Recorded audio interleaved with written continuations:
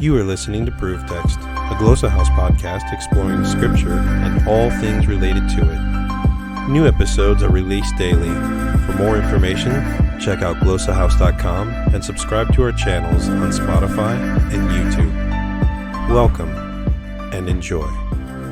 Hey, I'm Dr. Mario, and welcome back to Proof Text. This is a section that we like to call What's in the Name. We've been going through several different names from the Old Testament. We've decided not to move further into the New Testament in regards to names that are attributed to books such as Matthew, Mark, Luke, John, Peter, etc., James, because I think rightly, and if you've seen the latest podcast, I think Dr. Holcomb is right that the New Testament authors don't use names in the same way that Old Testament Hebrew authors do. So that being said, we wrapped up with Malachi, and we're going to call that section that we just finished befitting book names. And we're going to circle back around now, and we're going to go into what I want to call the pertinent Pentateuch names. Pertinent Pentateuch names. And what we'll do for the next several weeks, or however long we decide to stay in the Pentateuch, is we're going to talk about who these people are, what their name means, how it fits their story, and then how it applies to us as New Testament believers, or how it shows up in the New Testament in those ways and means. So the first name that we're going to cover, of course, is, well, the first name in the Bible, Adam. The first name that we're going to talk about is Adam because, well, he is the first man. He has great implication upon the Old Testament and the New Testament, as we'll see in this. So first, let's talk about the etymology of his name. The etymology of Adam's name is simply put, well, red dirt. It comes from the Hebrew word Adamah, red dirt. And if you remember the story, Yahweh makes man from the dirt. He yitzars him. He molds him into being this living being, and he comes about to life because he breathes life into him. And so his name literally means where he came from. That happens to a lot of modern people today, that maybe their surname or their last name is attributed to where their family came from. My dissertation supervisor, his name is Dr. Archie England. Give you a guess on that one. Yeah, his family immigrated from England. I don't know what their original name was, nor does he, but nevertheless, it's there. And so Adam literally comes from the dirt. And so he is Adamah, healthy, red, fertile dirt. The poignancy and the befitting thing about his name is, well, we see man being made from dirt. So you have Adam being made from Adamah. And then later, after they break God's law, and God says that man will not live forever, man will return to the Adamah, back to the dirt. And so it's where he comes from, it's his name, it's where he and mankind, I should say, will return to, emphasizing the connection and connectivity between mankind and the earth, or even Adam and the ground. This is really poignant. It's very appropriate because some of us were raised to think that one day we will be off in glory forever. We will go to heaven forever.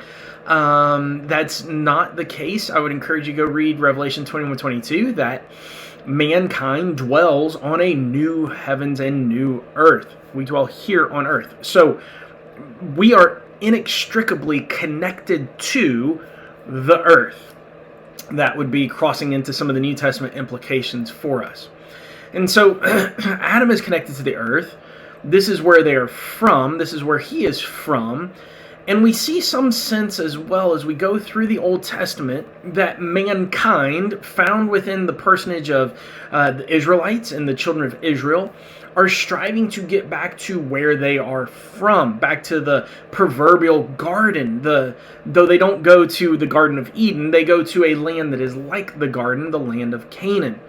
And so there's this understanding that we are from earth, we are from this place, and we should return back to this place. And because that's where Yahweh intended for man to live and reign forever in his stead, in his image. So then how does this fit for New Testament believers? So that's the etymology, that's the poignancy in his story. When it comes to the New Testament, one of the biggest, most important times where we see the name Adam come up is not necessarily in the name, but in the connectivity of man. I really want to take you over to Romans chapter I forget which chapter I'm in actually. Romans 5, there we go. Romans chapter 5, verse 12 and onward. The Apostle Paul has this beautiful dialogue where he's explaining to the church at Rome, hey, you need to know this. Sin came about because of Adam. Grace comes about because of Jesus, the second Adam. Now, it doesn't say Adam per se, and let me just read this here for you. This is the ESV translation. Therefore, just as sin came into the world through one man, and death through sin, so death spread to all men, plural, because all have sinned. And death reigned from Adam, so his name is noted there in verse 14, to Moses, and even on to those that were sinning. For that was not like the transgression of Adam, a type who was to come. Jump to 15.